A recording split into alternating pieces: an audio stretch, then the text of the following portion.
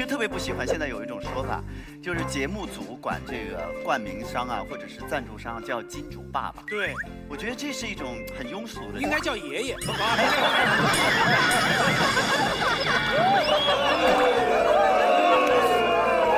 我们节目太有品格了，我跟你说，因为我老觉得吧，这种跪舔吧，其实不对。为什么呢？因为小米也好，雷军也好，绝对是因为《奇葩说》是一个好节目，我们彼此之间是互利互惠的这种合作的、互相尊重的关系，叫什么爸爸呢？对吧，干爹？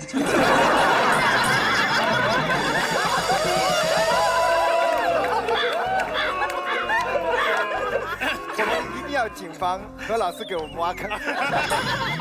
今天他来我们化妆间，我们大家一起合影，然后那个雷军就跟我们说，不要给我们挖坑。我说不会挖坑的，整个就是个大坑。我们今天也没什么坑，就是一段父子相认的戏嘛。没有，这里面我还占了点便宜，因为这是我干爹，然后是马东的爷爷。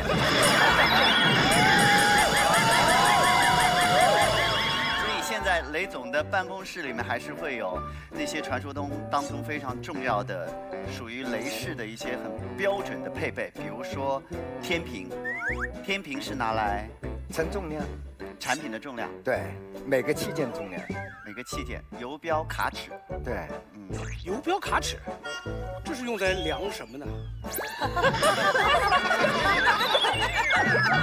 雷总的这些。非常标准的配备，其实是代表着他对产品、对设计的痴迷，对不对？但是呢，在 B 站上，大家还发现我们雷总有一个新的爱好，就是讲英语。我们接下来请雷总简单的用英语给大家打个招呼，好不好？可以吗？雷总，你就当这是印度，开始吧。Ladies and gentlemen, are you okay? OK。哎，听到原版真的好舒服，有没有？哎呦，今天第一次听到原版吗？我是第一次听到他就是本人讲英语，对。没在 B 站听过我的歌吗？为了配合我们雷总的英语，我们节目组还很用心的在想，如果我们今天节目整期都用英文来讲的话，或者说我们给每个人起一个英语的名字的话，会是怎么样？比如说，你这个或者说也太早出现了。比如说，整集就要讲英文吗 ？OK，Are you OK？Are you OK？You not OK？ 一定，你一定得 OK， 我跟你说。马老师 ，Are you OK？I'm OK。Are you OK？ Me too。我们翻了一些大家的名字啊，比如说康永哥用英语讲，哇，康永 ，Healthy Forever， 对。康哥，你喜欢这个名字吗？太长。大概这个英文名字如果翻回来，大概是菜长生不老的意思。长生菜呀，这么年轻的。所以如果是我的名字的话，囧算是明亮，就是囧是明亮的意思吗？不是，囧是明亮的意思。不是，你那个囧是难堪的意思。所以何炅应该是 Why embarrass？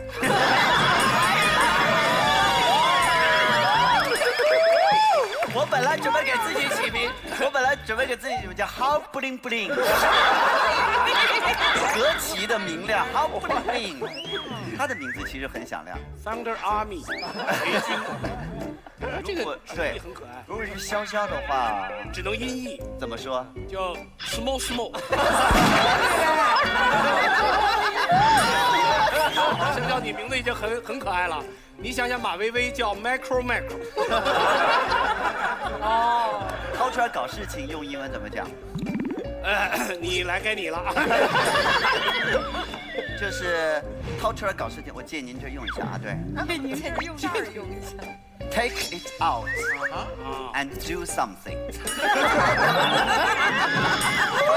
Get out of here and why embarrass? Why embarrass? 因为你 take it out, do something 才会 embarrass. Why embarrass?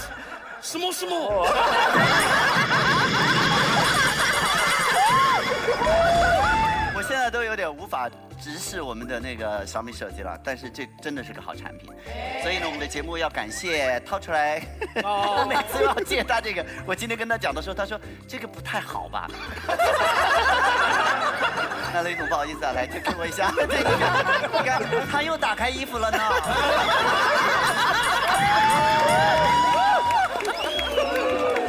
好，我们的节目有，谢谢啊，这个本来就是你出的啊，来谢谢，我们谢谢掏出来搞事情的黑科技小米手机来独家冠名我们的奇葩说，谢谢。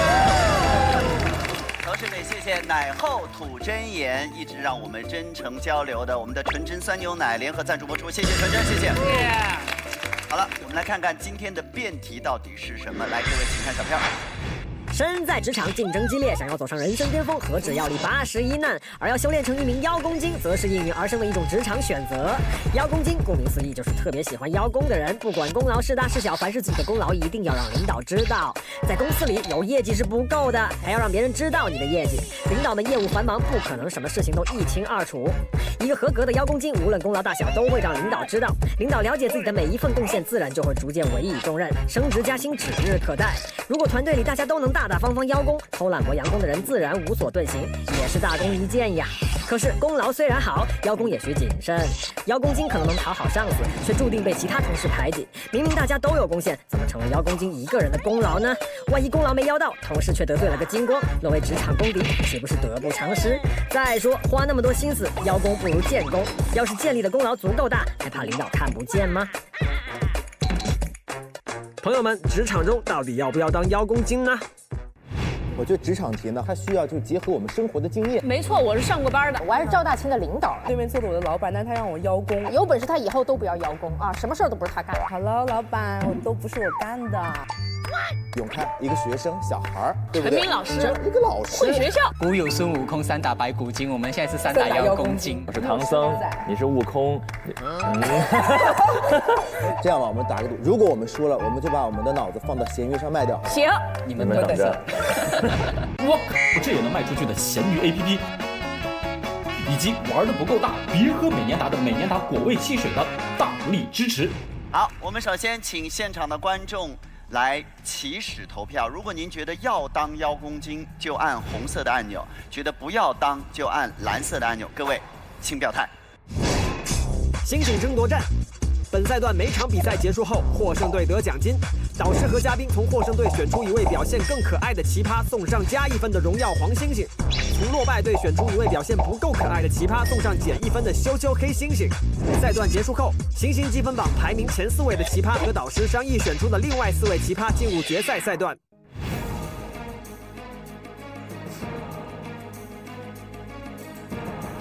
3、2、1，好，有64%的观众认为不要当，有36%的人认为要当。那今天呢，我们要给大家介绍一下，会有2位导师参与到这个辩论当中来。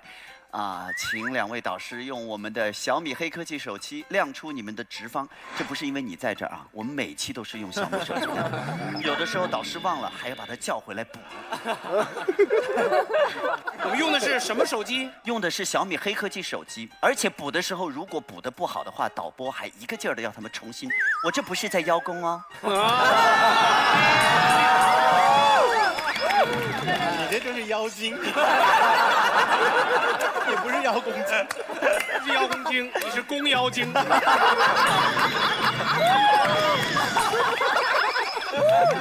好，我们正方是马东老师，正方，好，亮出直方了。我们反方是康永哥，哇，不要当邀功精。好的，今天我们稍微改变了一下我们的导师的参与方式，大家有注意到呢？我们现场2个导师下去做了辩论的位置不见了，我们参与辩论的导师从这期开始在台上结辩，但是2位不参与冲锋辩论的导师将会坐到各位阵营当中去，在全程跟大家一起讨论，而且全程都随时可以参与我们的辩论。那我们就请，罗老师跟张老师，你们2个的直方是怎样的呢？你要怎样？你怎样我就不怎样。雷总是什么态度啊？你希望我们俩参加哪个？哎，对，我们先问，看看这2个邀功精，我们先问问雷总好了，你会发现这个员工的某一些言行举止其实是在邀功吗？当然，一个公司大了以后，总是有一些这样的人。我自己觉得的话呢，互联网公司推崇的是这种扁平的管理，要求呢领导呢深入一线。其实你干得好和坏，群众的眼睛是雪亮的。所以我觉得没必要频繁去邀功。有了。那别的企业呢？别的企业，我觉得也不需要。雷总的意思就是意思了，就是意思啦。那这集就好了，谢谢大家。为了保证播出的时长，接下来我们大家轮流拿小米手机来摆 pose， 一整集。第一次作为正方，我们宣布认输。好，那所以陈琳你要去哪方？因为这次要做下去哦，要跟大家一起。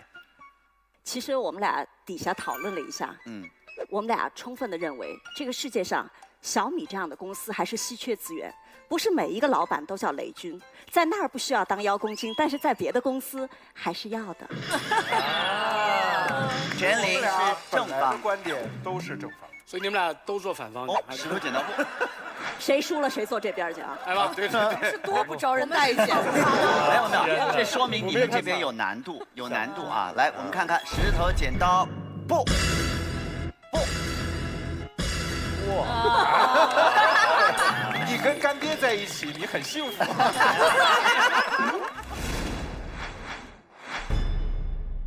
好。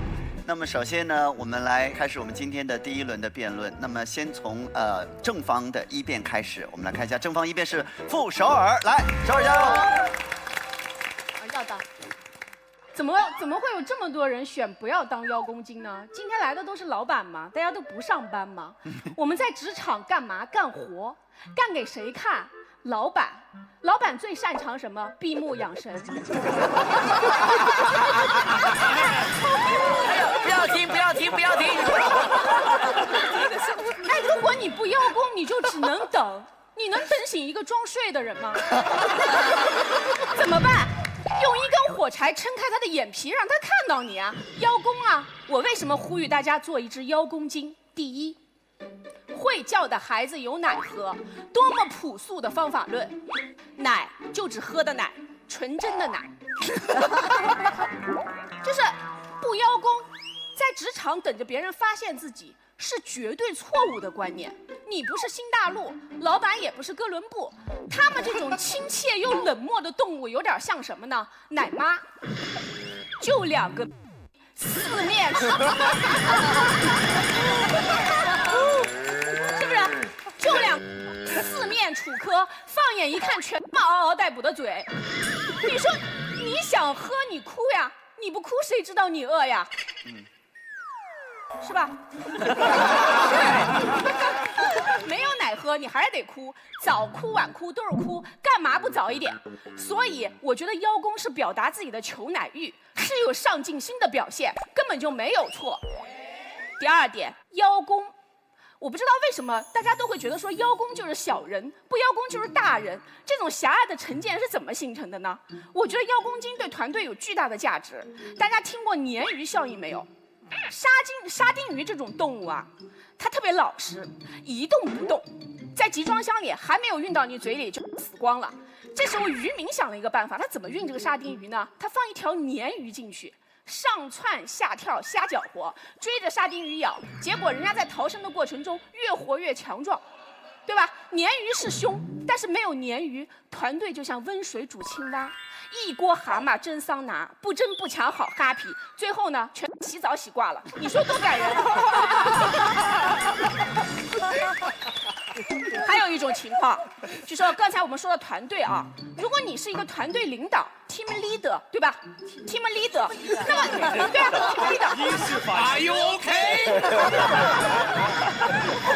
就是这时候你要不要邀功呢？大家都知道我喜欢看新闻。今天再跟大家分享2条，来，最帅男主播给我们念一下。我们来看一下民生新闻。第一条，浙江一对夫妻同事半夜比拼奖金，因为分配不均大打出手。妻子接受采访时痛哭不已，说丈夫作为团队领导只管自己捞好处，简直不是个男人。再看下一条，上海一男子因为熬夜加班太累，昏迷1年多 ，Team Leader 用优秀员工奖杯将其唤醒了。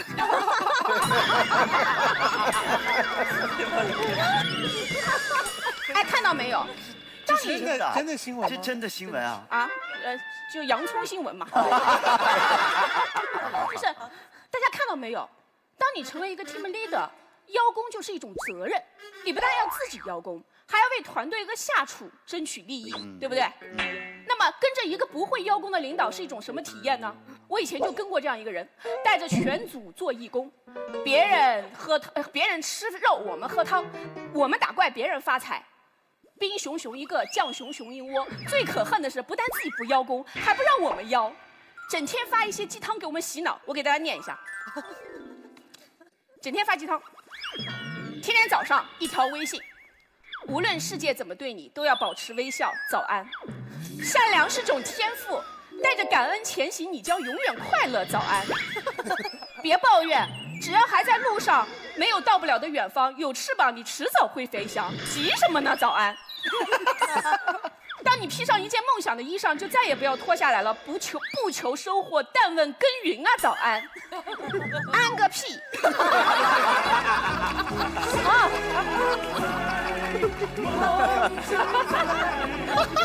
哎，我就想问，上个班你给我们定这么高的情操标准干什么呢？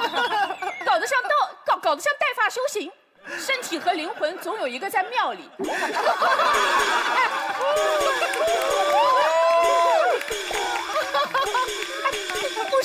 不升职就算了呀，搞得天天早上就担心自己要升仙。我跟你说，跟着这种领导真是8辈子倒霉催的。全组跟着立牌坊，纸糊的牌坊，流水的兵。立这么高的牌坊干嘛用呢？爬上去乘凉啊！不会邀功，你连梯子都买不起。所以我觉得在职场，老大义气就2个字：加钱。没有甜头哪有尽头？不会邀功，全组吃屁喝风。是不是？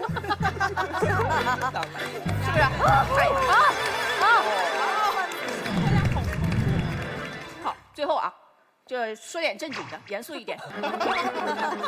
我觉得在职场吧，也不是说你非得怎么样，关键是你得心口合一。你想啊，那些真正淡泊的人，他是不会问的，我要不要做一只邀功精？问的人都是满身妖气，想要成精的。不要压抑自己的妖气，不要阻止自然的召唤，知道吗？我们邀功精大家庭欢迎大家。来，上价值跟我念诗词：平静的湖面，平静的湖面，平静的湖面，平静的湖面。不要这样念。平静的湖面，练不出强壮的水手，练不出强壮的水手。安逸的环境。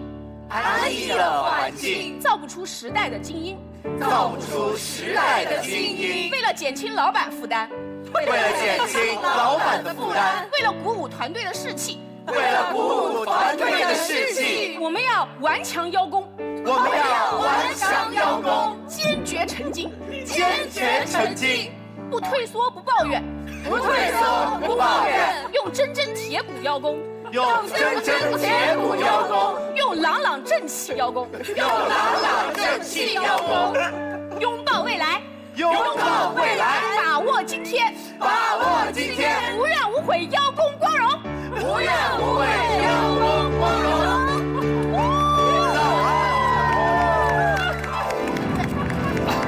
那么最后还有一句没说，邀功光荣，早安。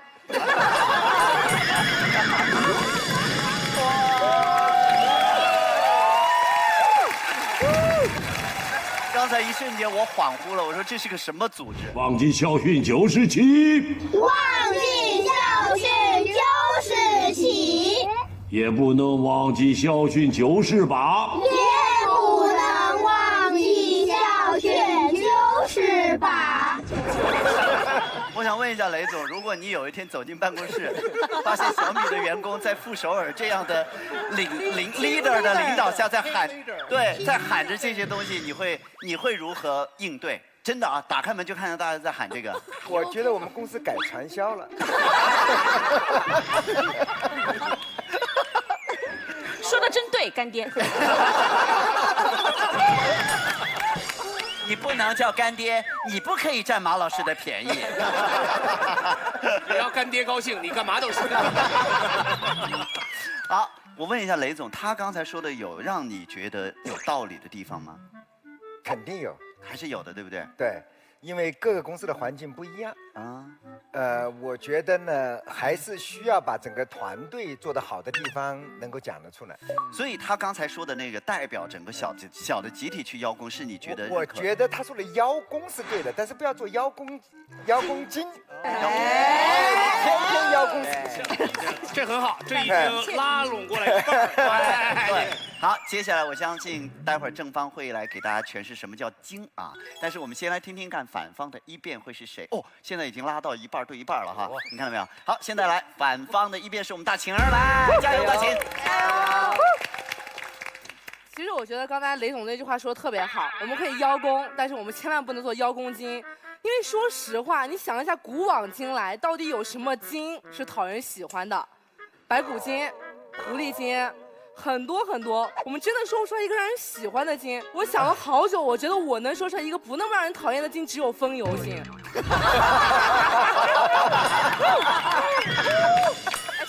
当然这是一个玩笑啦，但是我觉得刚才大家第一反应我们会选出我们不要当邀功精，其实是有一定的理由的。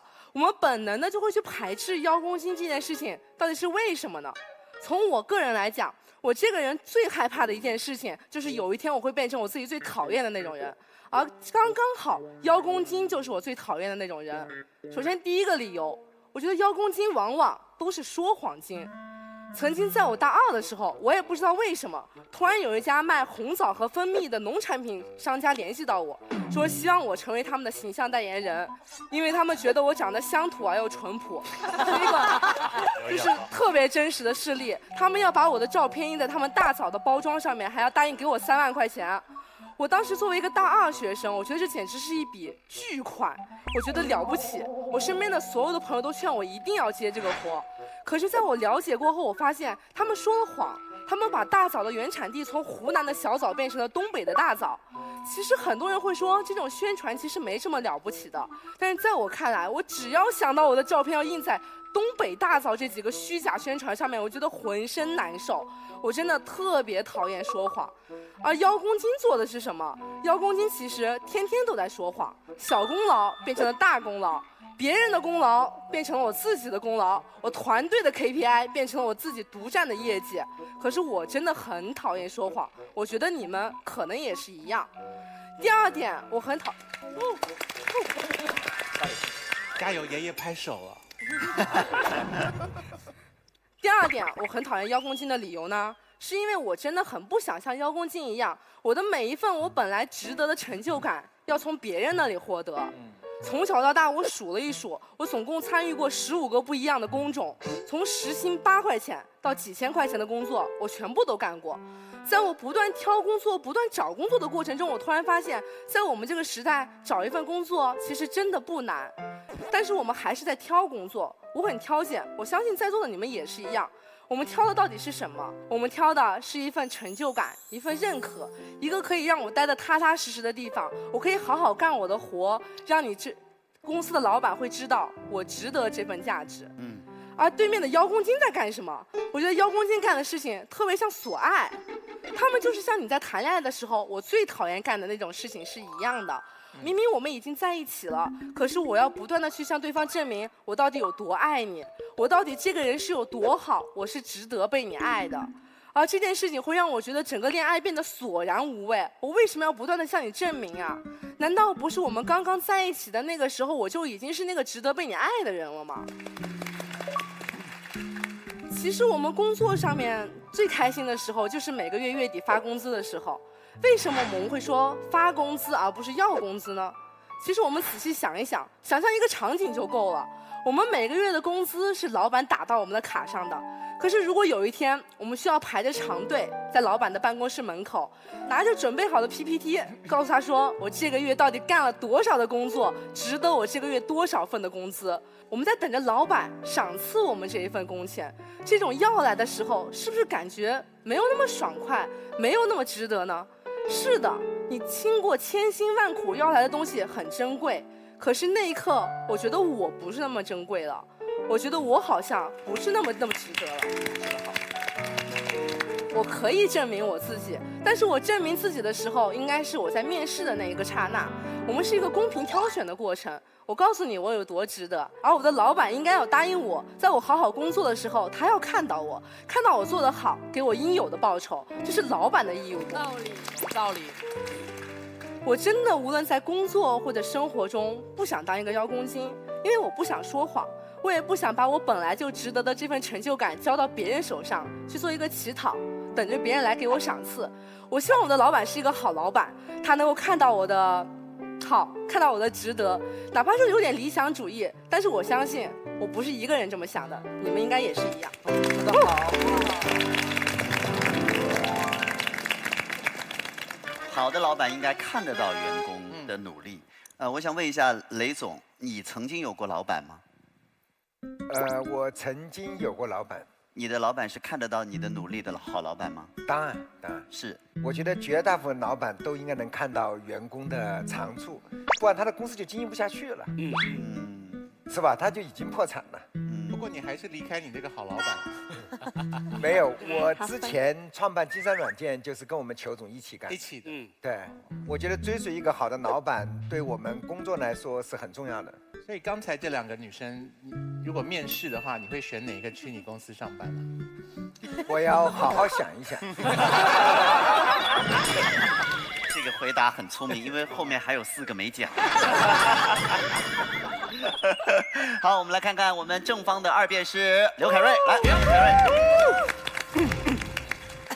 我不得不说啊，刚刚对方一直在把邀功精的精这个字用一个充满了负面色彩的妖精的精来取代。其实我们想一想，精这个字还有一种什么意思呢？就是我精于邀功嘛。说明我在邀功的过程中，我知方法、懂分寸，这也是邀功精的一个体现。也许有一天《奇葩说》的节目大火，不是也许，现在《奇葩说》这个节目大火，我站着一跺脚说：“大家知道吗？这个节目这么牛，是因为我长得好看，是我刘凯瑞一个人的功劳。那我不是邀功精，我是发神经，对不对？”但是，如果大家都说节目非常好看，我发一条微博说今天的节目非常精彩，我也在里面哦，大家可以看看我，这也是在邀功，我只是在强调我自己，让你们看到我错了吗？好，好。接下来我想说一说，我们来看一看刚才我们的大秦作为一个职场新人说到我们不要做邀功精，那到底哪些人说我们要做邀功精呢？目光往这边来。首先，来自于我们米果传媒的 CEO 胡建彪老师，来自于我们密雅网的创始人刘楠老师，来自于我们米味传媒的创始人马东老师。看一看，还有我，还有逻辑思维的创始人，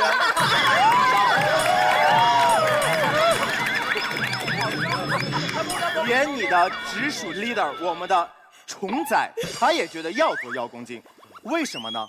让我们一起走入老板的内心世界。我之前聊了一下，发现走不进去。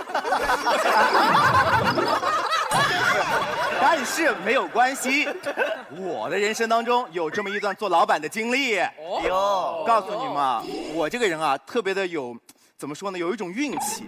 有一天呢，就是有一个非常有钱的大老板，就是一个土豪，他看中了我说：“哎，我觉得你啊长得特别的老实，可以委以重任。我接下来要进军文化市场，你可不可以做我的这个执行人员？意思就是让我踏头钱，我来做老板，做一个文化公司嘛。”我说：“可以啊，反正就有钱人的钱，对吧？我就是尝试一下，也没什么不好的嘛。”于是他就说：“我给你一个那个指标啊，我们公司非常有钱，你做这个文化公司呢，必须在短时间里面扩大经营啊，至少给我招50个以上的人。”我心想那就招呗，反正花你的钱。好，所有来面试的，在10天之内我都把他收到了我的公司里面。前台小姐我就招了3个，哎。第2天，老板就说了，非常好，你的能力非常强，给你提高一下难度。这个公司现在开始自负盈亏。什么意思？就是要我来赚钱养活这50多个人。哎呀，你知道吗？每天开晨会的时候，我往那一站，叨叨叨叨跟大家讲完今天的会议主题的时候，我内心有多么的惶恐，我多么的希望下面的同事们能够站起来说：“老板，我想邀功，因为我做了什么样的事情。”你知道吗？邀功的前提是你要有功才可以邀。而对于任何一个企业和对于任何一个 team 来说，功是你生存的根本。当你在邀功的时候，才能让你的领导的内心深处有那么一丢丢的安全感。作为一个领导，你邀功到底是正确的，是错误的？你能邀多少，我该赏你多少，我自有分寸。但是请不要压抑你自己的成绩，你大胆的告诉我嘛，让我觉得我们这个公司是欣欣向荣的嘛，我们一起发展不好吗？好，我们再来看一看，邀功到底是什么意思？其实我觉得邀功啊，我可以换一句话来说，邀功的时候，其实无非就是在喊一句话，就是求求你可不可以看看我，看看我，我也很努力，我也做了这些事情嘛。邀功它不是偷，它不是抢，它更不是说谎。我们千万不要觉得邀功精是说谎精。这个世界上呢，我们会很多人会觉得说邀功精是我讨厌的，我不喜欢它。可是为什么大家都在讨厌邀功精的时候，仍然有人要去做邀功精呢？有一句话叫做“可怜之人必有可恨之处”，这句话其实我们可以反过来想，叫做可恨之人，他也一定有可怜之处。我在上大学的时候啊，毕业于上海戏剧学院。啊，你们知道，我们这个是。我认真的，本科。我的形象气质其实不算差，就是还不错啊。但是在我的同班同学当中呢，我其实属于中下游的。所以当他们呢都在大一、大二、大三开始不断的接广告、拍广告，成为了广告明星的时候，我一直在投简历，却从来没有试中过任何一条广告。直到我大三下学期的时候，突然间上天眷顾我，给了我一个机会，我试中了肯德基至臻七虾堡的广告，我饰演7只虾中的其中1只。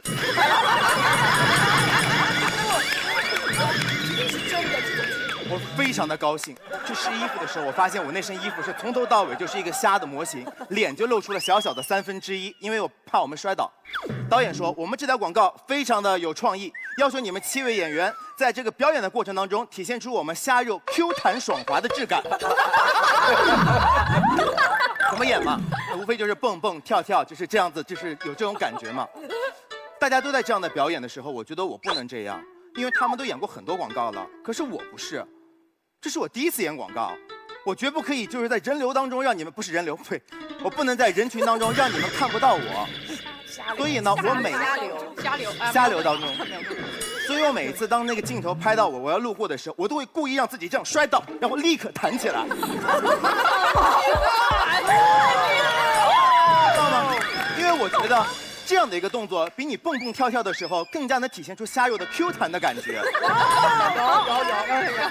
第一次我摔了，导演没说什么；第2次我摔了，第3次我摔了，第4次、第5次我一直都在摔。我看到导演在镜头后面欣慰的微笑，我大声的说：“导演，我叫刘凯瑞，我希望以后有机会你可以多多关照我。”我错了吗？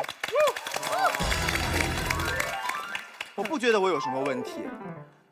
大家有的时候会觉得邀功是什么样一种感觉？我们看话剧的时候有没有看过？就是舞台上一片漆黑，突然一束追光打到你的身上，这时候周边的人不在了吗？我们说他们消失了吗？没有，他们仍然在自己的角色上面去奋斗着，在表演着。可是我们的目光注意到了你的身上。有的时候我们不是天生的主角，我们没有主角的光环，我们没有这些追光灯打到我们的身上。纵然上天不给我这个追光灯，我可不可以给自己一束追光，让我大声地说出你努力的，能不能看一看我？我也很用功，我做了以下的这些事情。好。坐在那边第3排的那个女孩大王，她曾经说过自己一个故事，说自己在表演节目的时候啊，要扮演一个蜘蛛精，要把大蒜喷到嘴里面，怎么样被别人吐大蒜。这个节目我也在。现场呢，不止他一个蜘蛛精，有4个人，他们是一组一组轮流上的。可是只有这个傻女孩，在每次吃大蒜的时候，都会把整根的大蒜捅到自己的嘴里面。她说牙龈喷血这个事情一点夸张的效果都没有。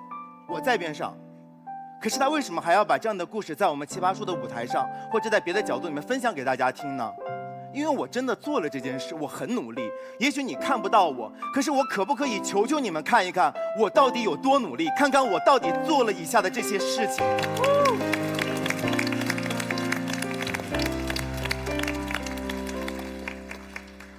我不是天生的主角，可是我不想一辈子渺小，我只是希望用邀功这样的方法，为自己打上一束追光灯，希望在你们的眼中可以看到我。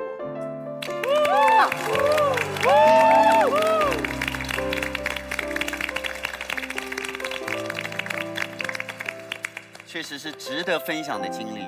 说到那七只虾，我也想到我们现场有我们这个纯真宝宝，还有这边这个米兔。我特别要跟雷总介绍一下，我们米兔啊，它是不管是镜头有没有给到它，甚至不管是不是在录制的过程当中，哪怕你在走廊上遇到它都要给你来一段。其实他可能因为他不讲话嘛，所以我们不知道他有没有机会去跟，比如说雷总说，我是一个很努力的米兔，但是其实真的会，我们真的会看到他的努力。所以也许今天我来讲这件事情，我算不算邀功精？我算不算在帮米兔邀功？我不知道，但是有的时候老板真的是看不到的，因为我觉得真正努力的人，很多时候是不在老板面前努力的，对吧？所以呢，我这点要请您记住。这个米兔真的很努力。真的很让牛奶娃娃失望。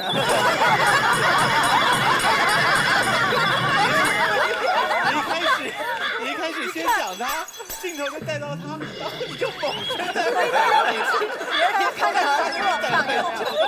不过真的，确实好像纯真酸牛奶那娃娃就不太动呢。他是方的，你要我动不了。它的幅度非常小，但是我能感觉到它里面那种表情之热烈。高老师啊，我觉得作为一个酸牛奶，我只能体会到它现在很酸。好，来，我们下面到我们反方二边来，永凯。到永凯。其实傅首尔，然后还有刘凯瑞说的东西呢，有2个反驳。第一个反驳就是他们说的无非就是告诉我们，人要求合理的报酬，要求合理的报酬必然等于邀功金吗？今天如果有一个人加班，他跟老板说他要加班费，你们会说这个人是邀功金吗？不会。如果今天有一群工会，他们维护工人的权益，要求合理的薪资，你们会说工会助这一群邀功金吗？也不会。所以合理的报酬跟邀功金是有距离的。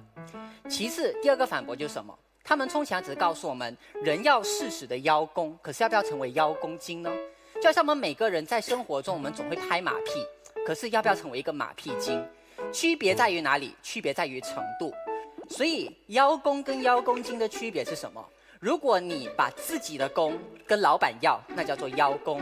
什么叫做邀功金？就是把群体的功讲成自己的功，把大伙一起完成的 mission 讲成自己独立完成的 job。Understand？ 所以 OK。所以为什么不要当邀功金？很简单，因为你当邀功金就代表着你会否定别人的劳动成果。什么意思？你想想，在一个大企业里面，很多时候一个人的优秀是没有办法独立完成一个工作的，很多时候需要团体的力量以及团体的合作以及配合才可以完成一个工作。如果当把团体的工作大家一起完成的工作，你说成是你自己一个人的功劳的话，这代表着什么？代表着你否认其他人的成果。而且一个人之所以会成为邀功金，就代表着他心里其实是什么样的人？是不肯吃亏的人，是贪小便宜的人。所以他不只会邀功，而且他还会甩锅。有一句成语叫邀功诿过嘛。所以一个人他会在自己表现好的时候说，哎呀，这一切都是我的观点好嘛。当他表现烂的时候，他会说什么？这一切都是陈明给我的。当他的服装烂的时候，会说什么？这都是赵大秦建议我穿的。这就是邀功金最大的可怕以及让人家讨厌的地方。而且大家这时候也许会想，当一个邀功金最多就是惹同事讨厌而已嘛，老板喜欢我就可以呀。可请注意，你惹同事讨厌，其实你得罪的是职场上最不能得罪的一群人。要知道，人无百日好，人无千日好，花无百日红。你职场上有得意的时候，你也自然会有失意的时候。当你今天锦上添花，你得意的时候、意气风发的时候，你锦上添花，你花种插在自己的身上。那么请问一下，当你在雪中的时候，谁来给你送炭？所以吃水不要当邀功金，主要是因为什么？是因为我害怕，我害怕我会有表现不好的时候。我希望大家可以宽容我的不好，我希望大家可以陪我一起承担我表现不好的风险。所以这是一个聪明的选择。同样的，这时候大家也许会想，当我今天把我的这一份功劳说其他别人也有份的时候，请问一下你会吃亏吗？坦白说不会，一点都不会。我说我今天的观点，其实子忠老师有帮到我忙，请问一下大家会觉得我这个观点因此有逊色几分吗？也不会，大家还是觉得你是有风采的，大家还是觉得你表现是好的。所以这时候我们说什么？奇葩说从第2季走到现在，坦白说陈永开有没有进步，我个人不太敢下定论。有。可是我不太敢下定论。可是如果真的是万一像全英老师说的那样有进步的话，我想告诉大家一件事情：陈永开的进步不是陈永开一个人的，是因为有一群熬夜陪我 re 稿的导演，是有一群哪怕我表现烂的时候，也会帮我剪辑，让我使我的表现可以入观众眼睛的导演，是因为有一群当我实在想不到好论点的时候，愿意给我提供论点的，比如说子忠老师，比如说建彪老师以及其他的奇葩，甚至也是有一群在奇葩说上有着有趣的风采，然后使我可以向他们学习的人们。所以陈永开是不是一个成功的人，我不知道。可是陈永开如果成功的话，不是一个人的成功。奇葩说是不是一个成功的节目？我觉得是。可是奇葩说的成功是因为谁吗？我认为不是因为雷总。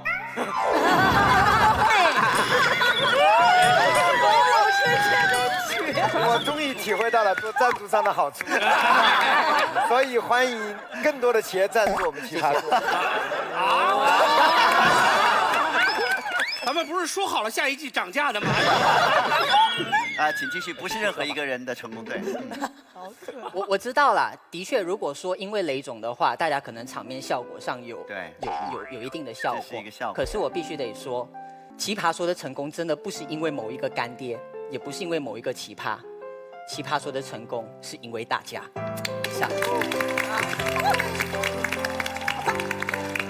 数次让大家鼓掌哎，永开的这个。可是马东昨天打电话跟我说，奇葩说的成功就是因为他一个人啊。是吗？接了个假话。我没有提到小米吗？那我一定是奶后吐真言。好，现在到我们正方三辩来，我们欢迎秋晨。加油加油加油！李小龙。没有，服装老师问我的定位是啥，我跟他说东亚病夫，然后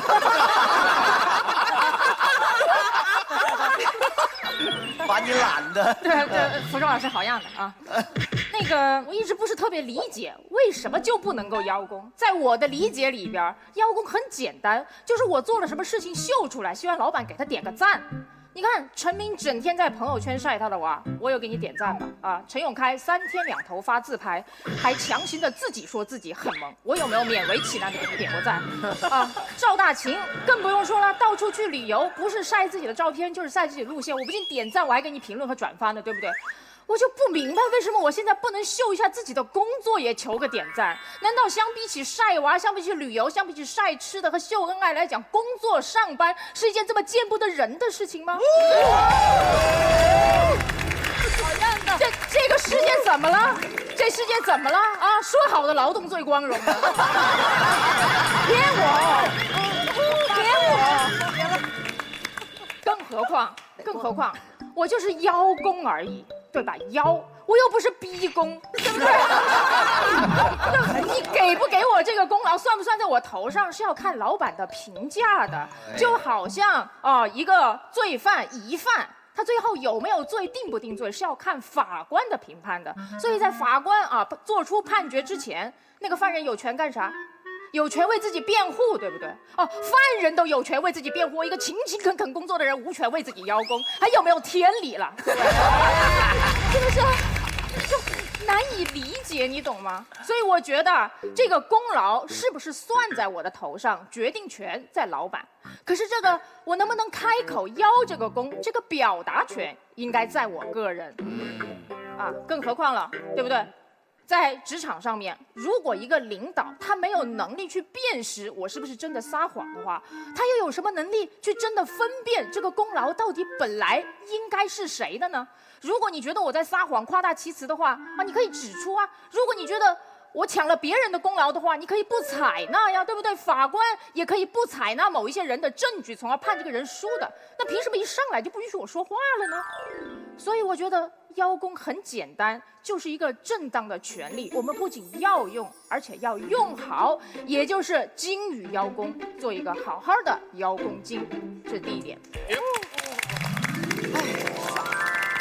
那第二点呢？我觉得在现代社会里边啊，邀功不仅是一种权利，它甚至是一种责任和义务，因为它就是我们工作的一部分。去年大概这个时候，马老师带我们一群人成立了米果，于是呢，年终的时候，我们会让米果每一个员工写自评。你说你不要邀功，请问这是不是给你一个机会让你邀功呢？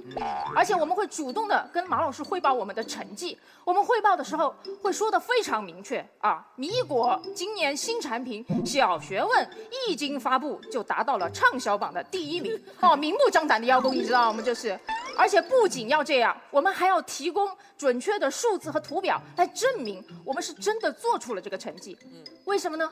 因为马老师很忙嘛，他有很多奇怪的嗜好嘛，他没有那么多时间来看那么仔细，所以任何一个现代的企业里面都是老板要看，你说的对，老板要亲自看，但同时员工也要主动说，这才是真正的互动关系。好棒！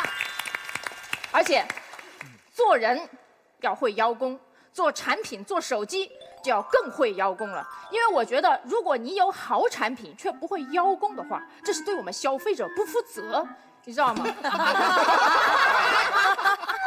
雷总，我问你一个小问题哈，就是我知道在您心中小米肯定第一，但如果你在网上看到有人用了别人家的手机，咱不说谁家的，用了别人家的手机，但非常不满意啊，非常愤怒，在那里抱怨，在那里申诉，你看到了，你会觉得开心还是不开心？别家的用的是别家的，对，人家的，我觉得我会想说，这个问题虽然发生在别家手机上，但是会不会是整个行业面临的问题？我们也许应该怎么改？好，秋晨应该怎么也没想到是这个。对呀，万万没想到。不过不要紧啊，如果假装没问过是吧？对对对，如果我是您的话哈，如果我是您的话，我只能这么说。意思嘛，你哎，假设一下嘛。他本人在这，为什么你要假装他嘞？那好吧，如果是我的话，行了吧？哎，假设一下哈，如果是我的话，我会不开心啊，我会觉得非常羞愧。为什么呢？因为我明明做出了一个这么好的产品放在了这里，就是因为没有让那个消费者知道，于是他错过了我们，于是他才买了烂的产品，于是他才掉进了这个坑。你不觉得我应该觉得羞愧吗？我会想说这么绕的。哎，是的呢。如果我会想说，我觉得很羞愧，是因为如果我更善于为我的黑科技邀功，如果我更舍得在奇葩说这个广告上花更多的钱，是不是这个世界上面就会少了一些倒霉的消费者，因为错过了我们这么好的产品而掉进了别人的坑呢？对不对？好，赞助奇葩说是一件利国利民的大事。为人民。看来下期一定会涨价。一定涨价，一定涨价。所以，做好产品如果不懂得邀功，就等于是陷我们普通消费者于不义。OK？ 哇！好了，最后我知道你们举了很多不太好的例子，我当然也看得见。这世界上一定会有人什么都不做，对吧？偷懒，然后仅只通过邀功就获得了不该属于他的关注和奖励，你会觉得很不公平。是，我也觉得很不公平。可是这是邀功的问题吗？这是邀功的问题呢，还是这个人什么都不做的问题？显然是后者嘛。这是一个很简单的道理，因为邀功就是这样一个正当的行为。它如果结果出了什么问题，是因为用的那个人他自己有问题，对不对？而我们的社会却有这样一种不太好的现实，就是如果一个坏人做了一件事情，然后达到了他坏的目的，我们会恨这个坏人，恨这个目的，顺便也恨这件事情。所以我看到一种不太好的现象了，就是因为这个世界上面普遍而言骗子都比较伶牙俐齿，所以我们觉得嘴笨可能就是真诚，我们把嘴利当成了欺诈的标志。我们会看到，因为碧池这种生物哈，普遍来说都比较漂亮和可爱，所以我们把邋遢当做了善良，把精致当做了贱人的标志。对不对？对不对？而在邀功这件事情上面，逻辑是一样的，对吧？就是因为那些偷懒的人、不做事情的人，他会比你更积极的去邀功，因为如果他不邀功，就真的什么都没有了。他必须用邀功来掩盖他一事无成的这个现实。所以我们恨这种人，也顺便就恨了邀功这件事情。可是这公平吗？这不仅不公平，它会造成更大的不公平。因为如果我们因此就把邀功这件事情污名化的话，那么那些好人、那些做了事情的人不能够光明正大的邀功，于是就只剩下了那些有不良用心的坏人敢去做邀功这件事情，于是也只有坏人才能享受邀功给他带来的福利。这难道不是世界上最大的不公平吗？我不想让这样的逻辑延续下去。如果我们延续这种逻辑，这个世界会变得非常可怕，那就是坏人会永远活得比好人更加的自由和幸福。你想，只有坏人可以相貌佳、口才好，我们好人呢就只能够嘴笨和邋遢。只有坏人能够论功行赏、开开心心，而我们好人呢就只能默默的付出、沉默的贡献。凭什么？凭什么？对不对？有一句挺常见的话，叫做“不要把这个世界让给你鄙视的人”。那如果你不想把这份功劳让给他不配的人，你就更应该积极的去邀功。如果你是真的讨厌那些不劳而获的人的话，各位，请你现在就去邀功，邀完他们的功，让他们无功可邀。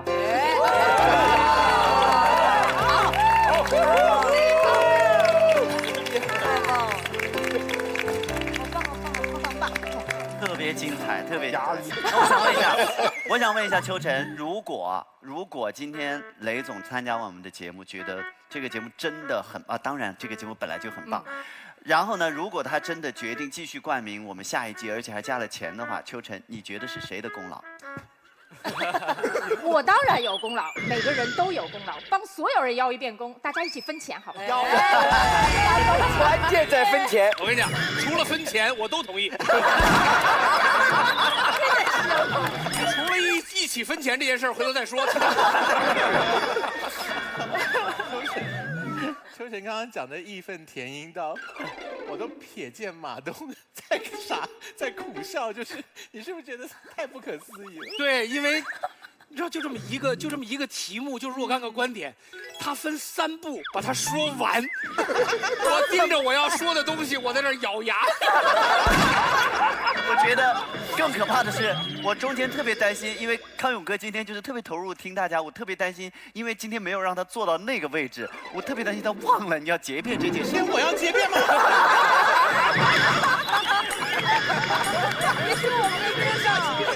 你结辩，你忘了你刚刚亮出小米手机你是反方。我是为了亮小米手机才。我刚刚听秋晨讲话的时候，我就想说，傅首尔讲话的时候，我已经觉得那是妖言惑众。到秋晨讲，我才发现他那个才是包藏祸心到极点呢。哎，那我问一下雷总，不要用道德评判手边，这是齐溪吗？这好，来，陈明老师继续。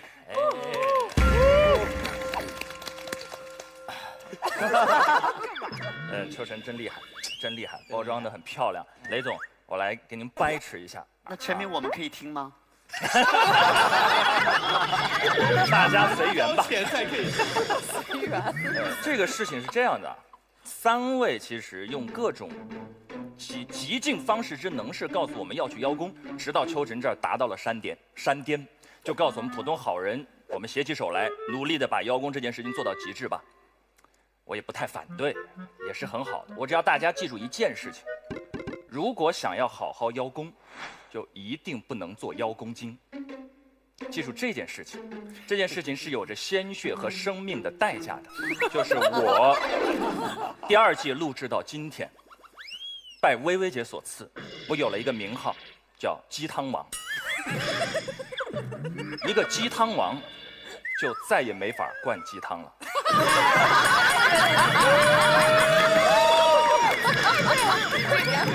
鸡汤王，再只要说鸡汤，就是个笑话。鸡汤王说什么，别人都说你在撒鸡汤。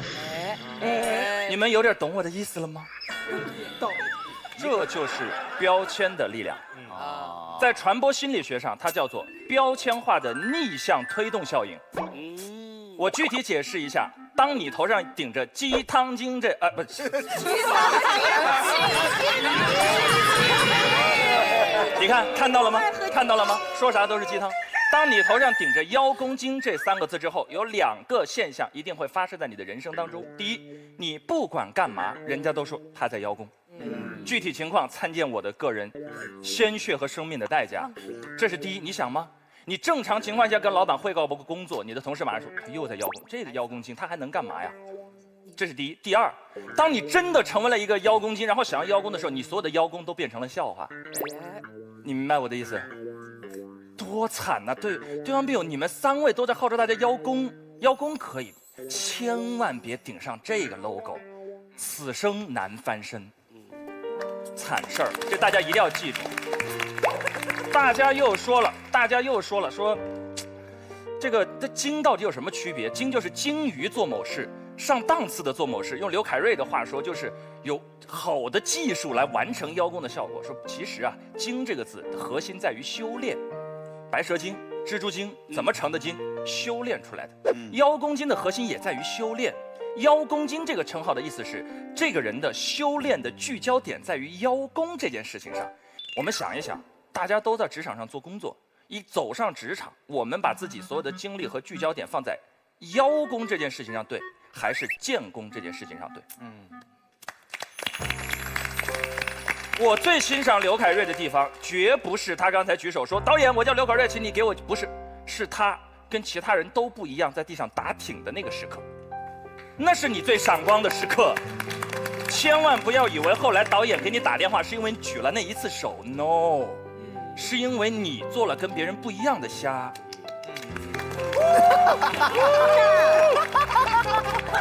我们前面很感人，为什么？这好好笑。不一样的虾。我们前面分享了很多，其实大多是个批判视角。我们在告诉大家说，你不要怎么做，不要怎么做。我给大家分享一点我个人真实的人生的我的信条，我的座右铭。这真实的我的座右铭是8个字，叫做人如水，做事如山。这就是座右铭，很简单的座右铭。对了，正如我所料，我刚才讲的第一点又得以了论证，没错吧？作为一个鸡汤王，这一句说什么？做人如汤，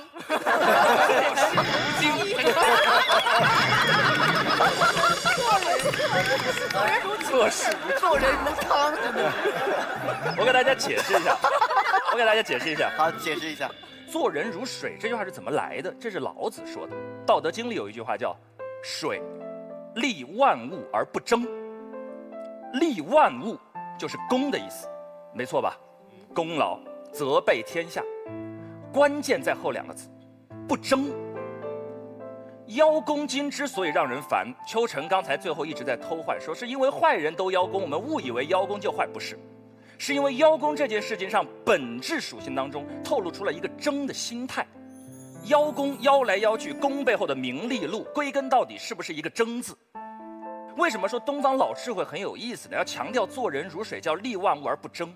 因为你身边有一个人，凡事争，你下意识的就知道他不知道哪一天就会伤害到我。你不一定烦他，但你会下意识的保持距离。而你真正觉得特别踏实、最交心的朋友，一定不是这种嘚瑟显摆、凡事争功邀功的朋友。这是一个人际交往的铁律啊，这叫做人如水。那什么叫做事如山呢？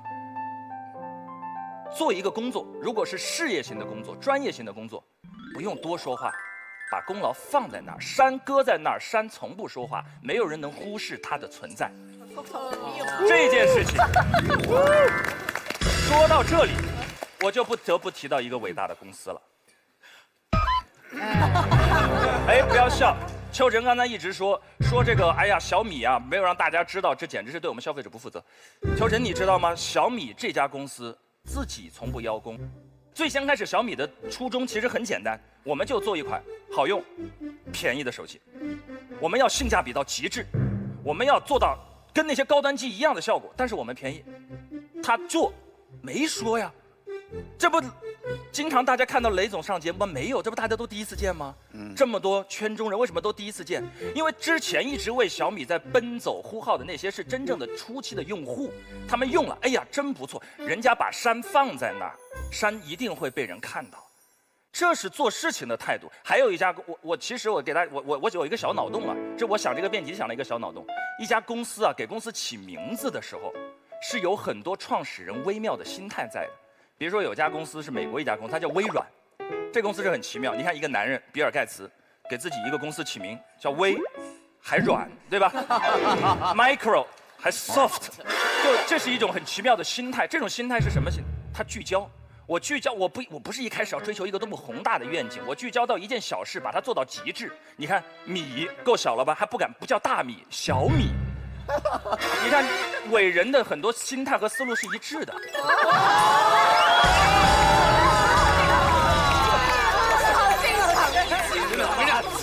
分成吗？太轻了你！山从来不说话，但山也没想到山下有人这么会说话。我这个不是会说话，因为我也是武汉大学的嘛，雷师兄一直是我们武大的骄傲。我们出去这会儿康永哥你再问要哪个员工，那个雷总应该有答案。我们肯定要武大校友。所以说，最后落回来，简单点讲，这八个字真的一直以来在我的人生当中其实是这个信条。做人如水，就是做人的时候不要那么较真，做事如山，做事你就踏踏实实做，是一个很简单的道理。所以归根到底，要相信你们当时最初最真实和最生活化、社会化工作中的那个判断，不要变成那个自己不喜欢的人，踏踏实实把自己的事情做好，总有一天你创下的那个山，你爬到的位置是有人看到的，不要去讲它。谢谢，谢谢。好。石明老师，如果雷总和马总现在同时向你伸出橄榄枝，你接哪一支？日班、夜班。陈明刚刚说公司取名叫小米，所以表示这个创办人虚怀若谷的精神，对不对？是。我听说有家公司跟米有关系，它叫做米味，就是想要变成米还没变成米。这个创办人是不是就更加的虚怀若谷？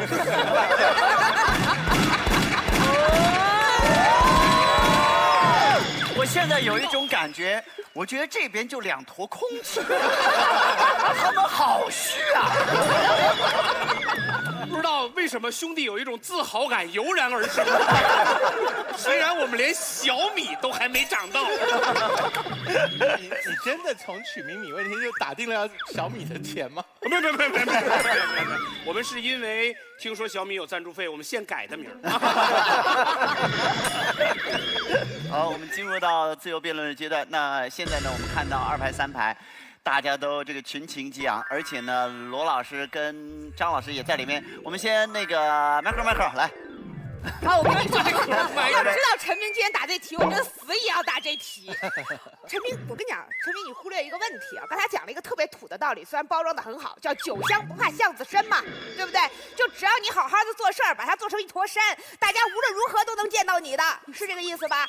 但是酒香不怕巷子深也是需要宣传的呀。小米做事再实在，同时也是在赞助《奇葩说》的广告的呀。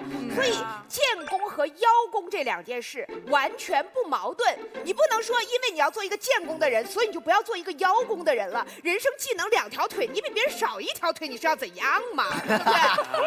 还有第二个，我就讲你第二个问题啊。你们方其实啊，对邀功金这个事儿吧，始终讲的是什么呢？我们不是不要邀功哦，我们要合理、事实、适当的邀功。你们始终没说什么叫合理，什么叫事实，什么叫恰当的标准，没提出过标准。其实邀功这个事儿，我告诉你没标准。我们正常人类怎么判断是邀功精还是正常表现呢？很简单，我的就叫正常表现，你的就叫邀功。这就是我们怎么看待同事关系的。我们女人是怎么看待其他女人的？我就是正常表现。OK， 别的女人都是小妖精。我化成这样出镜叫素颜。高大兄弟化成这样出镜就臭不要脸。我举手是为了奇葩说的发展和正常的发挥，我不站起来的话，怕现场气氛不热闹。其他人都是来吸粉的。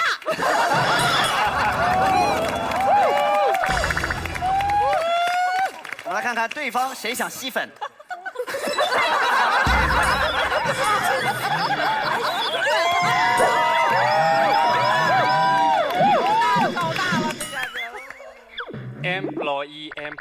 employee， 我们今天就从 boss 的角度来讲讲这个辩题。从 boss 的角度来看，对方观点荒谬的就像妈妈跟丈母娘是同一个人。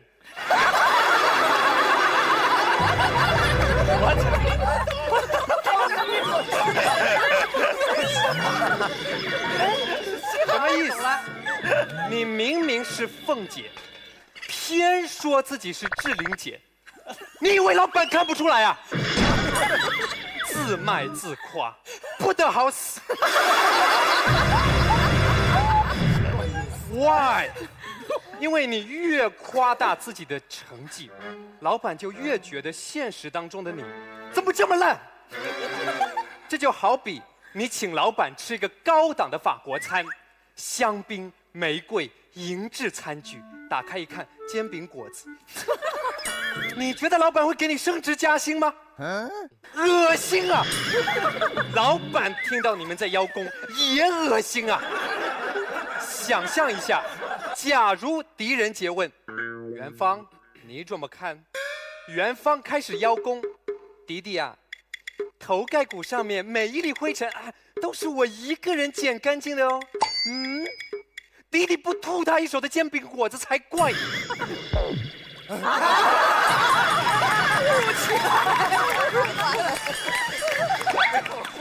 铿锵有力，一锤定音。刚刚是有一阵狂风就在刮过，狂风刮过，然后来的突然，去的蹊跷。好，来那个潇潇来，我觉得，哎，你好乖啊！来，我跟你们说，我觉得现场没有任何一个人比我更有资格解释什么叫妖精。大家懂吗？刚才对面一直说的，让我觉得他们不太了解邀功精到底是什么。邀功精它精于邀功，怎么会让你们看出我在邀功呢？来，我给大家区别一下，什么叫精，什么叫怪。大家都看过《西游记》吧？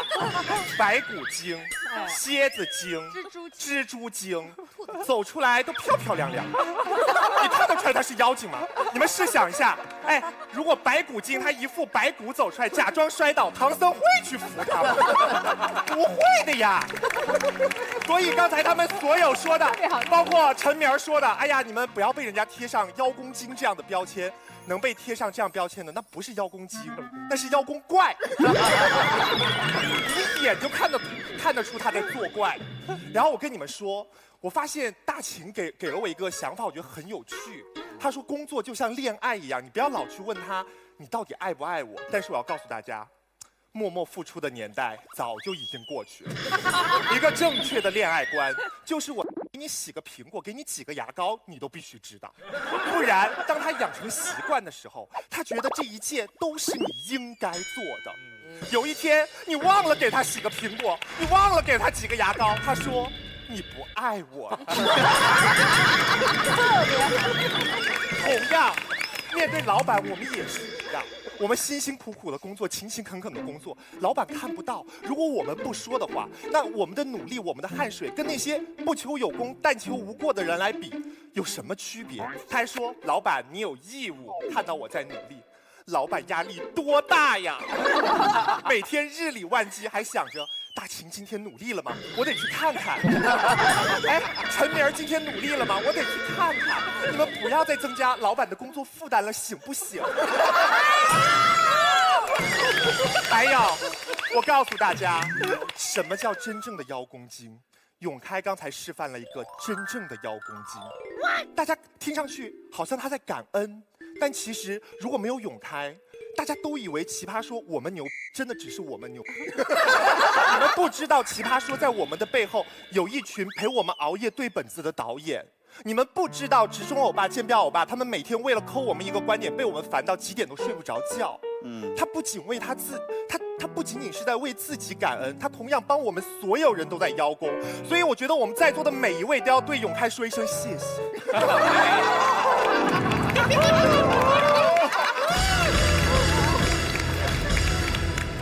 这边没有要吸粉的啦。全林老师有要七夕的吗？就我们老师加油！我倒是想说，但是我怕就是让对面赢了怎么办？大王，今天有个细节你自己可能都没发现。今天那个秋晨讲的时候，你忍不住哦，你都站起来了。然后全林姐回头看了我一眼，你跑票。来，全林老师有要七夕的吗？你看啊，我其实本来是脑子里想的是那边的，但是呢，对面说了几个观点之后哈，我突然真的从内心发现了邀功是有害处的。我要说点真事儿啊。这个因为有很多的邀功，我们先不说精啊怪啊这件事情，我们说邀功到底要干什么？很多人邀功不是说我要升职，很多人邀功是想好好干活，是吧？想要资源。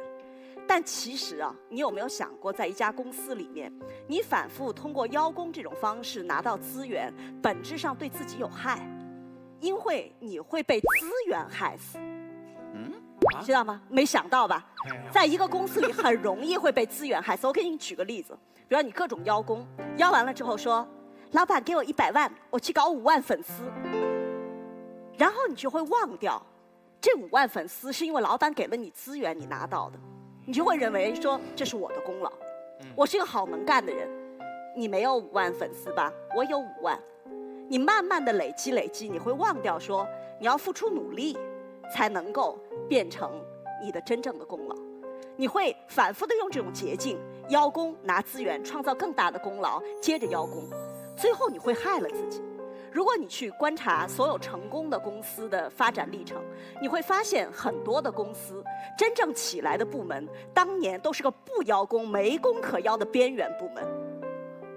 金山有这样的经历，小米有这样的经历，在一个边缘部门突然做出了奇迹，因为他们踏踏实实的在建功，而没有走入邀功拿资源再邀功这样一个死循环。这是我从真心说，邀功一定程度上是有害的。振宇老师七夕，哇，七夕了！我没有七夕他，我只是觉得他说了，我也得说说哈。对方的辩论策略一直是想把邀功这个事儿污名化，但是他们讲的一直是，比如说放大事实，这叫夸功；争抢事实，这叫争功；缺德那叫抢功。跟邀功没关系哦，对方辩友没有研究过这个邀字吧？那今天我们现场做点说文解字。邀字其实是一个通假字，最早就是要求的这个要。你看邀功和那个邀功是一个字儿。那邀是什么意思呢？各位想过没有？恳请大王站起来，让大家看看什么叫邀。你有腰这个腰？你有腰，因为我没有腰，所以我站起来，大家也看不到。请注意，腰最开始的含义就是胸以下、腿以上、中部这个部位叫腰。所以你看，要求的要为什么？可以了。你刚才这一段是妖精的妖。所以为什么重要的要也是这个字儿？所以邀的本质含义是半中邀的意思，后来衍生为邀请的邀、邀功的邀。战争上还有一个词儿叫邀击，什么意思啊？中途去打。所以什么是邀功？准确的定义是在合适的地方，让合适的人在合适的时机看到你，这叫邀功。哇！所以陈明为我方提供了一个论据，就是把事儿做得像山一样，让所有人在合适的时候看到，这就叫邀功。对方刚才讲的全部作废，因为你们讲的都是夸功、争功、抢功。我方观点是邀功。好，现在开始结辩了。结辩这一次我们从康永哥开始，然后是马老师结辩，最后康永哥还有1分钟。我先替我们这个奇葩说的2个女生邀个功哈，就是范甜甜跟佩佩所主演的这部电影叫做《痴痴的爱在我的身上》，5月27号要上映。除了范甜甜跟佩佩之外呢，还有小 S 跟林志玲都有主演。请问这部电影的导演是？5月27号《痴痴的爱》，那大家可以看到他们2个在跟奇葩说不一样的样子，也可以看到完全跟在《康熙来了》的小 S。不一样的，令人想象不到的小 S 啊，所以请大家到时候5月27号开始可以注意这部电影。5月27，痴痴的爱。好，接下来呢，就是我想要聊一下今天这个事情。如果照罗振宇老师刚刚所说的，邀功是一个这么正大光明、恰当的事情，在恰当的时间，让恰当的人做恰当的事情，而且被看见，那么理论上。如果有个面试官在面试你的时候出了一个题目说，你想不想要变成一个邀功精？这个被面试的人应该立刻举手说，我要变成邀功精。可是史上从未发生过这件事情。当面试官问说，你是一个喜欢邀功的人吗？那个想要得到这个工作的人一定说，我是一个很老实的人，我不会故意邀功。所以正方在讲什么事情？正方在讲一件能做，但是不能说的事情。什么事情是能做而不能说的事情？能做而不能说的事情，一定不是正派的事情。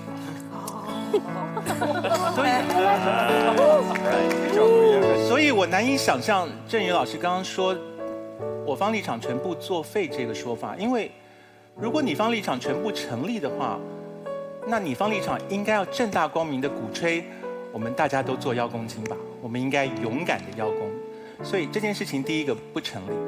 然后刚才潇潇呢 ，Smo 先生呢提到了这个提到了《西游记》，我也在想《西游记》这件事情。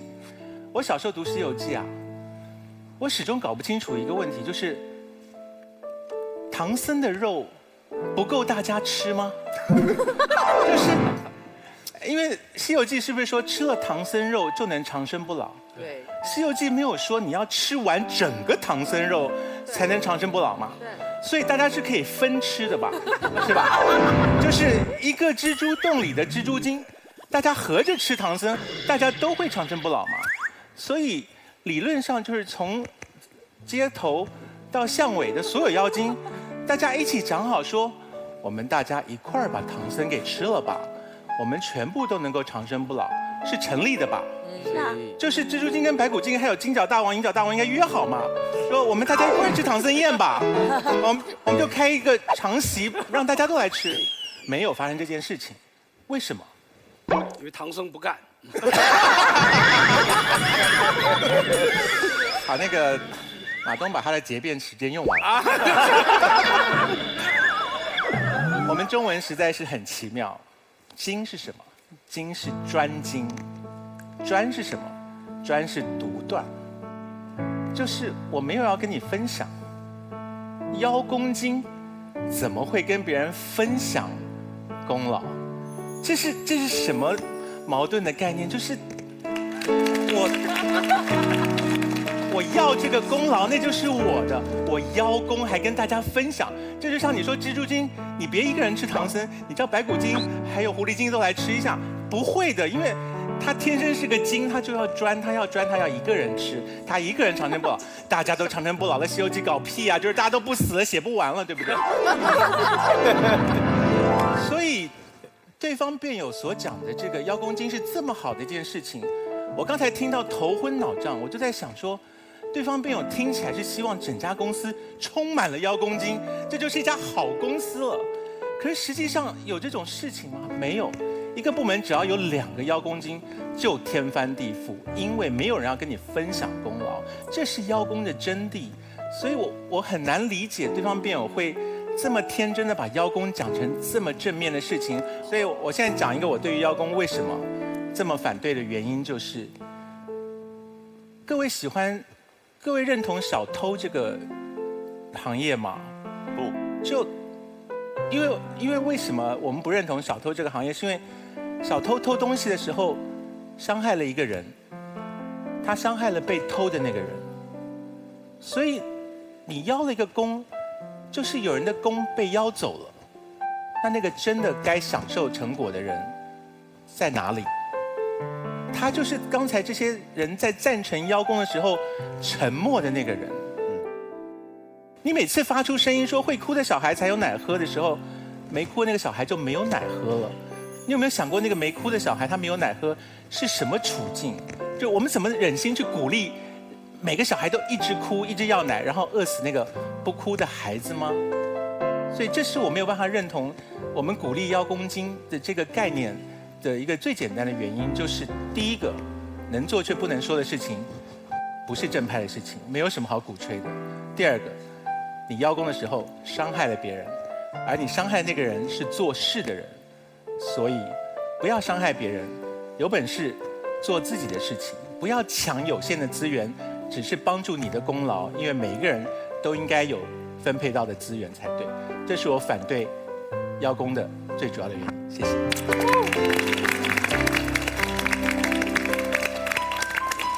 好，马老师结辩。这个笑成这样。每次跟那个康永哥坐在对面的时候，就浑身发颤，然后这个语无伦次。尤其想一想我们这边的几乎所有观点，他们仨说完的时候，我就已经想死了。然后马薇薇起来，把仅有的一线生机掐死了。然后潇潇起来，别开生面的又把另外一条路堵住了。最后，罗老师连通假字都说出来了。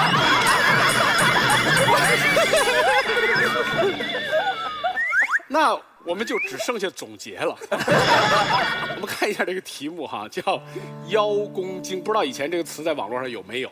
但是我们导演组提出来说，大家都很嗨，就嗨在这个词上。为什么？因为这个词啊，就这3个字颠来倒去，听起来都不像好人。邀功精、妖精功、公妖精，就没有。所以我们其实是对这个词天然的在中文里面就没什么好印象。他那个形象和陈明说的标签就贴在一起了。但是我们今天讨论的问题有一个重大的分野在哪儿呢？就是我们的生活人格和我们的工作人格。我们生活人格里面，在我们平常生活当中，没有人喜欢这种精或者那种精。我问我公司一个同事，我说你跟男朋友处得怎么样？他说这个人就是爱。我说怎么爱？他说我们家10天刷碗，我刷9天，他刷1天。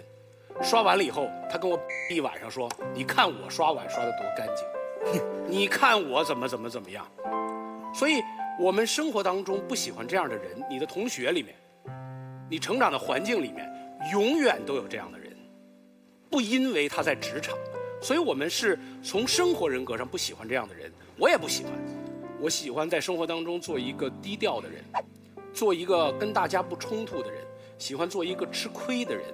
喜欢做一个不争的人，但是我们今天讨论的话题是职场。职场人格和生活人格不尽相同，为什么？什么叫邀功精？邀是什么？在一个公司里面，邀者要也。如果你是一个老板，你是不是会喜欢一个更加积极的员工？刚才康永哥举例子说，面试的时候我会问你，你是不是一个邀功精？你肯定说我不是。但是反过来说，如果面试的时候我说，你能把这个工作干好吗？你跟我说我能，你放心，我一定做出成绩给你看。但是如果另外一个人说的是，我不知道，我做了也不会跟你说的。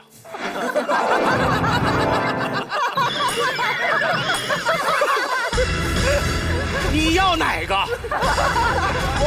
对不对？在一个公司里面，康永哥说，你抢了别人的工作，别人没有奶吃，别人是那个饿死的孩子。但是，这不是一个饥荒年代的生活呀，这是工作的场所。如果他被饿死了，他就是应该被淘汰的那后面的%多少。一个公司的前进就是靠这样的新陈代谢完成的。也许这个人更适合别家公司的另外一个工作，那就让他去。所以从这个角度上来说，邀是积极进取。在职场当中，难道还有比这更重要的品质吗？功是什么？功是结果啊。小米一定也是一个结果导向的公司。所有的公司是不是以业绩和结果为标准？如果在职场里面，在一个公司里面说，我们这儿无所谓，我们这儿只要平静就好，大家各自修炼。祝贺你，你出家了，对不对？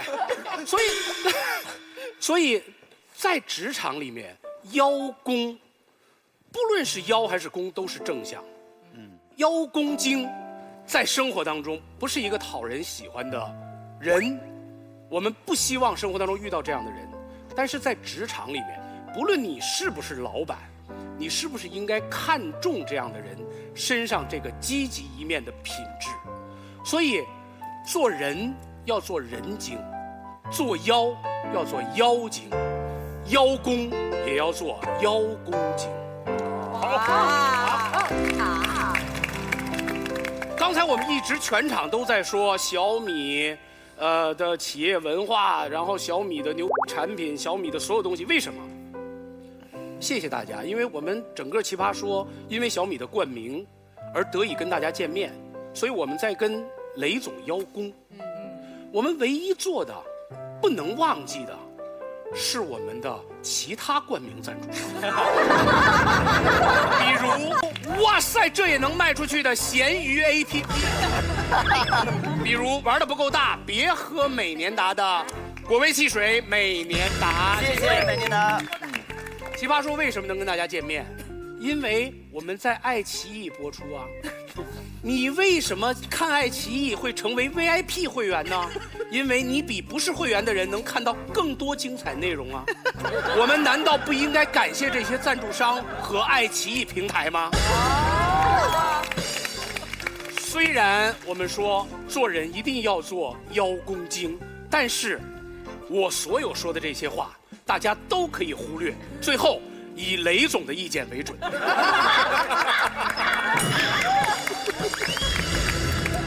雷总发言之前，我们还有康永哥的1分钟的辩解时间，来结辩。马东的结辩太荒谬了，就是泥沙中夹着黄金，这个感谢赞助商，这要怎么反驳？好，没有关系，就是我想过这件事情，不管对方辩友怎么样跟我们讲说邀功代表着积极，邀功金代表着专精，做得特别好这些事情，我们只能够回到我们最本能的对于常识的认知啊，就是怎么样的道理都无法违背常识的情况下来判断的话，如果我家里面有晚辈，如果我有一个亲弟弟来问我说，哥哥我明天要上班了，我要不要成为我们公司的邀功金？我会非常诧异的说，不要吧，就为什么要立下这样的志向？我觉得是匪夷所思的事情啊，所以我本能就会回答说，你有好多志向可以立，你不要变成邀功金啊。然后我也不会跟任何一家的小朋友拍拍他的可爱的脸颊说，啊，小朋友你好可爱哦，你长大以后一定要变成一个人精哦。就是我怎么会讲出这种话来呢？就是我不知道马东是怎么跟别的小朋友讲话了。我在路上遇到小孩说，长大一定要变人精啊。我就是别人问起我，你对康永哥的印象，人精。所以回到我很简短的最后讲，就是如果有一天有幸我有一个学生进了小米公司，然后雷总有一天碰到我，然后他讲了说我们公司有个员工叫做某某某，我说哦那是我的学生，然后雷总说哦他呀，他是你学生哦，他是我们公司的邀功金哎，我听了会非常的惭愧，这就是我的回答。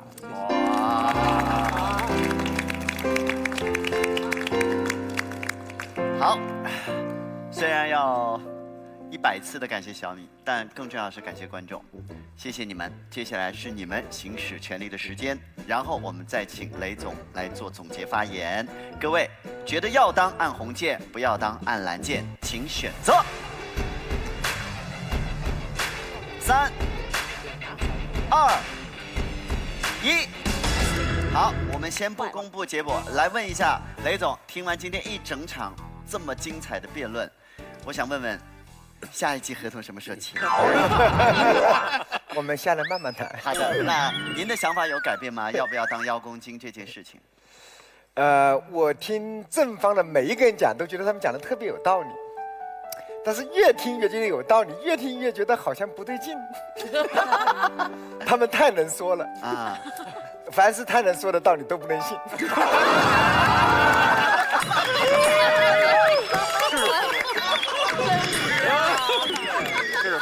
好冷静，我的天！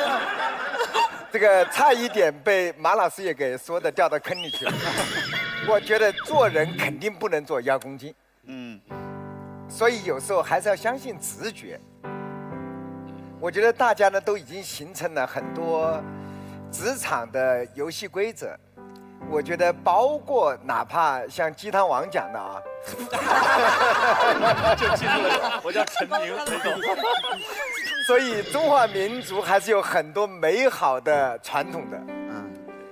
我觉得大家还是比较反感邀功金，不管我们怎么解释，我觉得这个词它肯定是负面的。所以虽然这个罗老师跟我也很熟啊，他讲的道理也特别对，但是总觉得哪里不对劲。所以您没有改变您的想法？没有。讲完了。讲完了。那雷总，请把刚才这番话用英文再说一遍。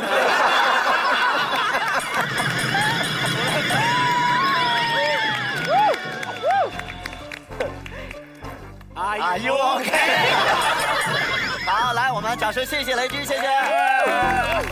来看一下今天的结果，来，结果发表。好，我们祝贺正方获胜。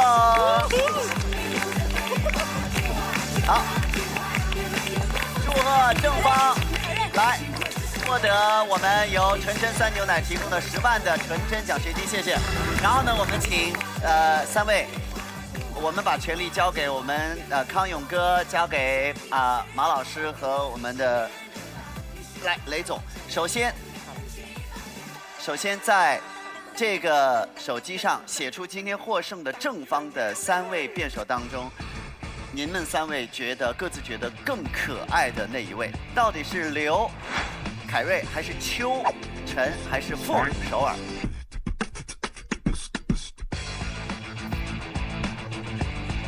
好，3位，3、2、2、1，用小米我们的黑科技手机亮出来。好，来祝贺秋晨。好，那么我们恭喜秋晨可以获得我们的一颗这个星星，来由雷总给秋晨颁发。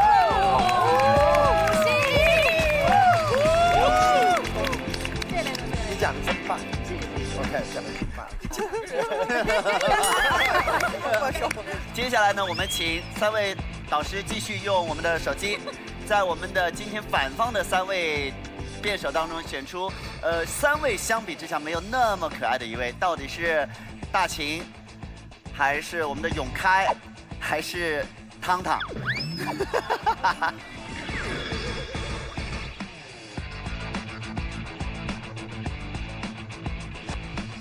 好，我们请3位老师来亮出你们的选择。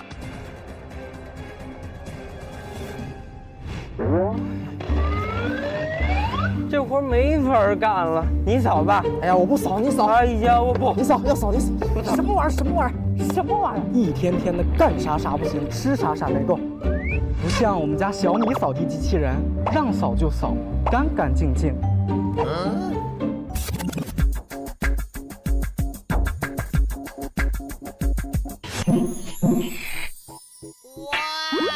小米手机开启智能家居时代。好，康永哥写的是永开，雷总跟马老师写的是大秦。好，没关系，大秦加油。好，我们送上一个可爱的金刚。好，大秦加油。好的，那以上就是我们今天的辩题，我们也希望大家可以多多思考一下啊。其实除了邀功这件事情，还有一个也值得思考的，就是工作当中出了问题，这个状况，我该不该去解释？其实也是值得思考的。也许下一次有机会我们可以去聊这件事情。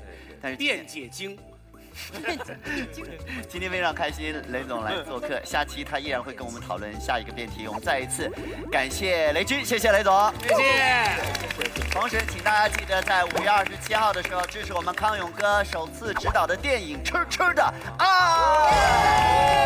再一次感谢掏出来搞事情的拍照黑科技手机。小米对我们节目的冠名支持，谢谢小米，再见，下期见。